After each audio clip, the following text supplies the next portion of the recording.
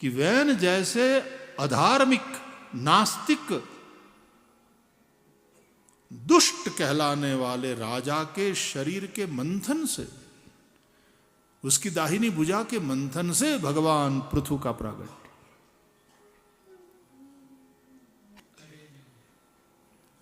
अच्छे बाप का बेटा भी बिगड़ैल पैदा होता है कभी कभी, लेकिन फिर बेटे का बेटा फिर से अद्भुत, क्योंकि किया हुआ सत्कर्म कभी भी विफल नहीं होता। नहीं कल्याण कृत कश्चित दुर्गतिम तात गच्छति। किया हुआ सत्कर्म कभी भी विफल नहीं होता, बेकार नहीं जाता, व्यर्थ नहीं जाता। तो अंग राजा बड़े भगवत भक्त थे, लेकिन उसका बेटा वैन बड़ा दुष्ट निकला।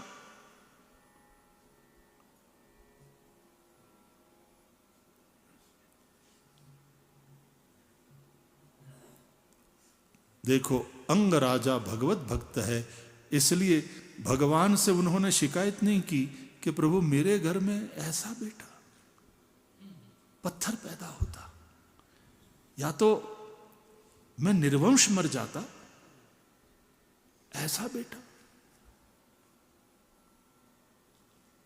ऐसी शिकायत अंग राजा ने नहीं करी। अंग राजा ने कहा मन ही मन, प्रभु बड़े दयालु है, ऐसा दुष्ट पुत्र इसलिए मुझे दिया प्रभु ने कि मेरी बेटे में आसक्ति न हो, मैं कहीं बेटे में आसक्त न हो जाऊं। मेरे प्रभु मेरा कितना ख्याल रखते हैं। इसलिए अंगराजा को वैराग्य हो गया और सब कुछ छोड़ करके वे चले गए वन में भगवान का भजन करने। तो ऋषि मुनि एकत्र हुए और कहा कि बिना राजा के तो अराजकता फैल जाएगी, कोई सरकार तो होनी ही चाहिए। आपस में चर्चा करी, मीटिंग हुई, और वैन हालांकि बचपन से ही दुष्ट था, लेकिन राज परिवार से तो था, तो उसको राजा बनाया कि भाई जैसे ही जिम्मेदारी आएगी सुधरेगा। अंत में तो अंग जैसे भगवत भक्त का बेटा है।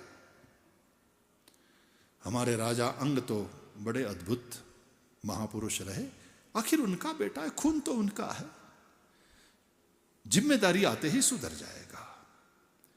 कभी कभी लड़का कमाता धमाता नहीं है तो लोग उसका शादी कर देते हैं कि घरवाली आएगी अपने आप लाइन पे आ जाएगा। वो हर जगह सत्य सिद्ध नहीं होता, कभी कभी आने वाले भी दुखी होती है। फिर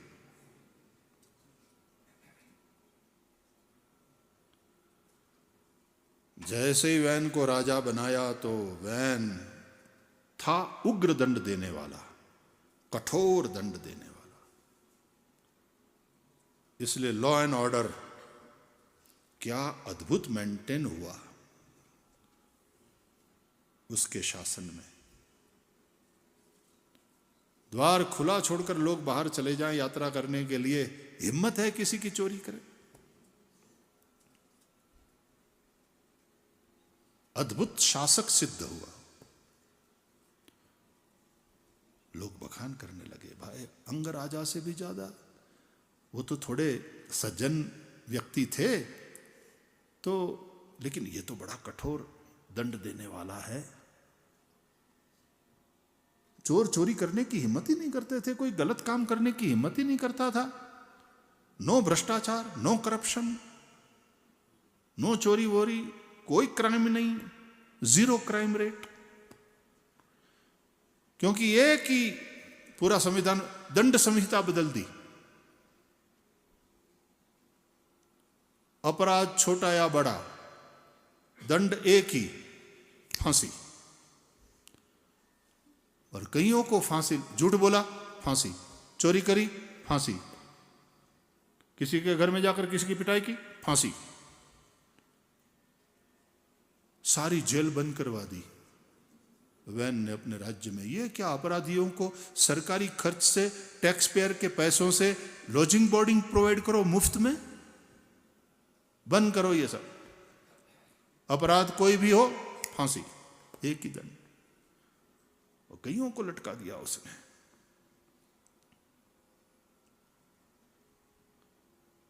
जो सही मार्ग पर चले, जो टैक्स पे करे, प्रामाणिकता से कमाए, आनंद आनंद।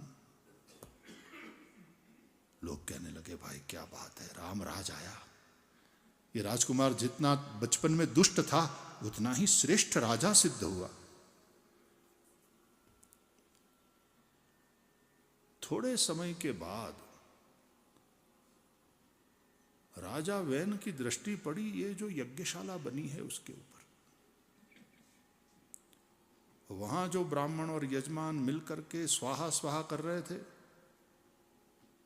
तो व्हाट्स गोइंग ऑन? महाराज महाराज यज्ञ है। काय को? बोले भगवान विष्णु का यजन कर रहे हैं, उनके निमित्त ये आहुतियां दी जा रही है। सुनो, कोई भगवान भगवान नहीं है, राजा ही भगवान होता है प्रजा के लिए। यदि भगवान है कोई तो मैं हूं। आज से कोई कृष्णार्पणमस्तु ब्रह्मार्पणमस्तु नहीं करेगा। जिसको जो देना है वेनार्पणमस्तु करो, राजा को दो, क्योंकि राजा ही तुम्हारा पोषक है, राजा ही तुम्हारा रक्षक है। किस ऊपर वाले को तुम भजते हो? बंद करो ये सब। अब इतना क्रूर राजा बाय ऑर्डर सब बंद करा दिया।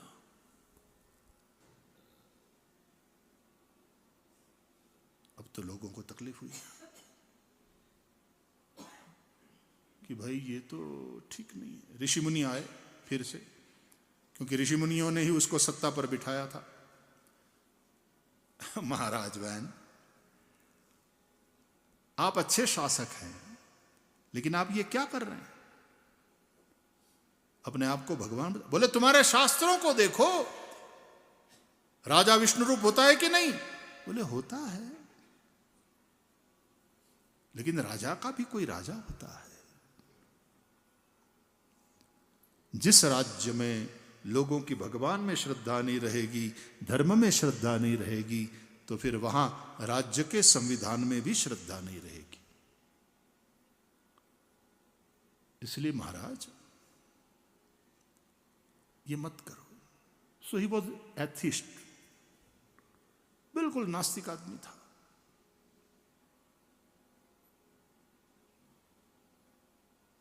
कम्युनिस्ट था कह लो।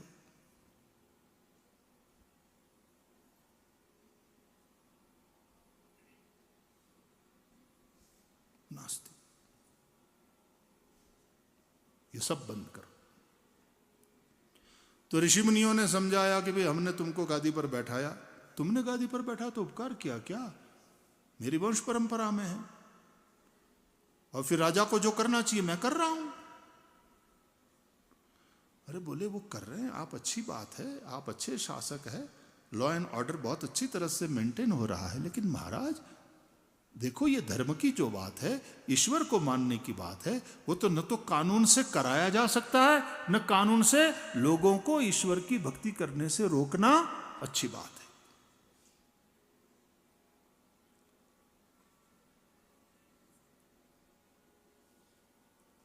सत्य के प्रति प्रेम जागृत करना चाहिए। न तो कानून से सत्य बुलवाया जा सकता है, न तो सत्य बोलने वाले को कानून से रोका जा सकता है। वैन को समझाया, नहीं माना।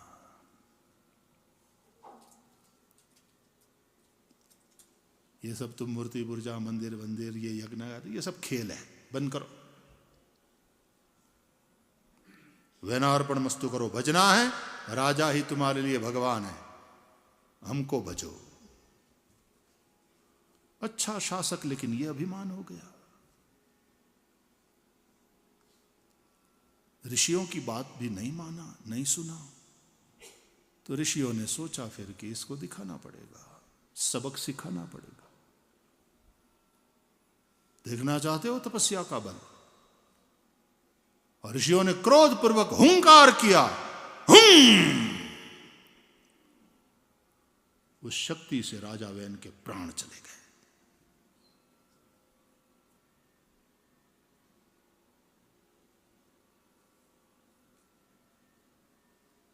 ऋषियों का काम है, जो पवित्र ऋषि है, जो परमार्थी ऋषि है, जो अपने स्वार्थ के लिए नहीं लेकिन जन कल्याण के लिए ही जिनकी एक एक श्वास है, वे ऋषि प्रजा के हूं को यानी उनकी अस्मिता को जगाते हैं। और जब प्रजा की शक्ति, प्रजा की ताकत जागृत हो जाती है तो कोई कितना ही मजबूत डिक्टेटर क्यों ना हो, उसको सत्ता से बेदखल कर दिया जाता है तुरंत। मैं कथा कर रहा हूं, आप रिलेट करके मत देखते रहना, और करना चाहो तो क्या है, कथा तो लागू होती है सब जगह, पूरे विश्व में, पूरे विश्व के इतिहास को देखो। जब जनशक्ति जागृत हो जाती है,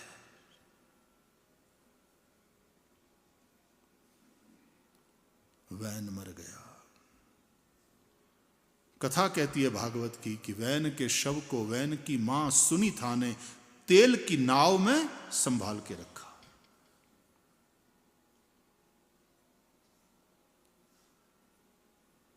सत्ता से बेदखल राजा, शासक निष्प्राण सा हो जाता है, निस्तेज हो जाता है। कोई तत्व है जो उसके अंदर से चला जाता है।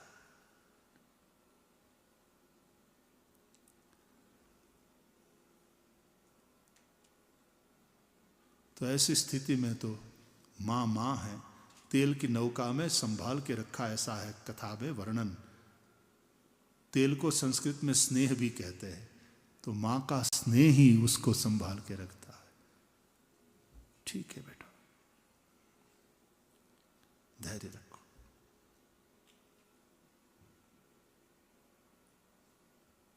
सब दिन हो तन एक समान।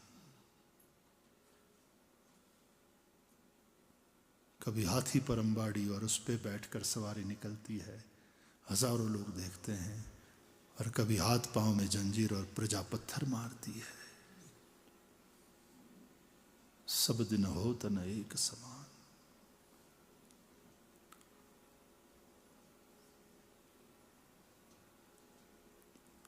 वैन मरा, फिर से राजा रहित राज्य हुआ, तो अराजकता फैलेगी, पूरी अराजकता फैली। फिर मीटिंगें होने लगी, फिर ऋषि मुनि आए, जो समाज के हित का चिंतन करने वाले, राष्ट्र के हित का चिंतन करने वाले, परमार्थी, वेदज्ञ, धर्मज्ञ ऋषि फिर से एकत्र हुए कि राजा तो चाहिए, सरकार तो चाहिए, नहीं तो अराजकता, अराजक स्थिति पैदा होगी।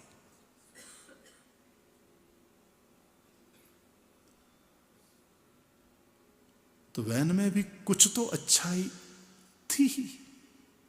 कोई आदमी पूर्णतया बुरा नहीं होता, बुरे आदमी में भी कुछ अच्छाई होती है।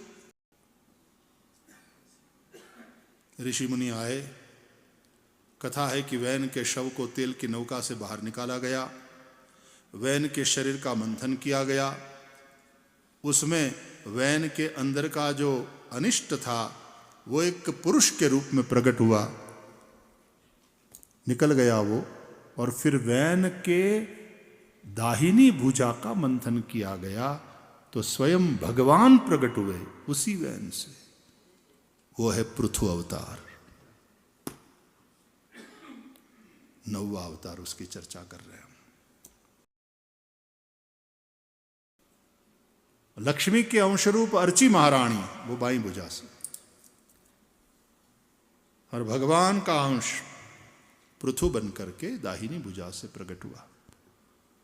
तो कभी कभी लोग मुझसे पूछते हैं कि दाहिनी भुजा से क्यों? देखो, एक तो पहले भुजा का मंथन ही क्यों? बोले ब्राह्मण चाहिए होता तो मस्तक का मंथन करते, लेकिन यहां क्षत्रिय चाहिए था, इसलिए भुजा का मंथन। वैश्य चाहिए होता तो उरु का मंथन करते, शूद्र चाहिए होता, सेवक चाहिए होता तो चरण का मंथन करते। ब्राह्मणोस्य मुखमासित बाहु राजन्य क्रतः ऊरु तदस्य जद्वैश्य पदव्यागु शूद्रो अजायत। तो भुजा क्षत्रिय है, क्षत्रिय शासक की जरूरत है, इसलिए भुजा का बंधन। लेकिन दाहिनी भुजा का क्यों? क्योंकि दक्षिणपंथी सरकार चाहिए थी, लेफ्टिस्ट नहीं, धर्म को मानने वाली ऐसी सरकार चाहिए थी, धर्म को साथ लेकर चलने वाली सरकार चाहिए थी, दक्षिणपंथी सरकार।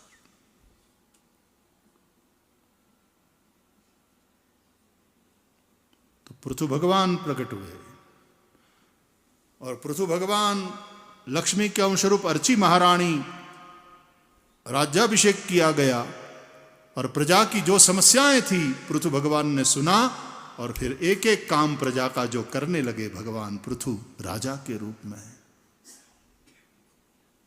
और वैन ने जो यज्ञ बंद कराए थे बाय ऑर्डर, पृथु ने शुरू कराए बाय ऑर्डर नहीं, खुद शुरू किया यज्ञ।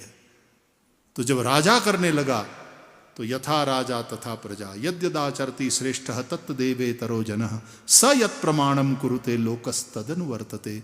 स्वयं राजा पृथु यज्ञ कर रहे हैं तो प्रजा भी श्रद्धा पूर्वक फिर से धर्म का पालन करते हुए यज्ञ करने लगी। चारों तरफ कल्याण कल्याण कल्याण कल्याण।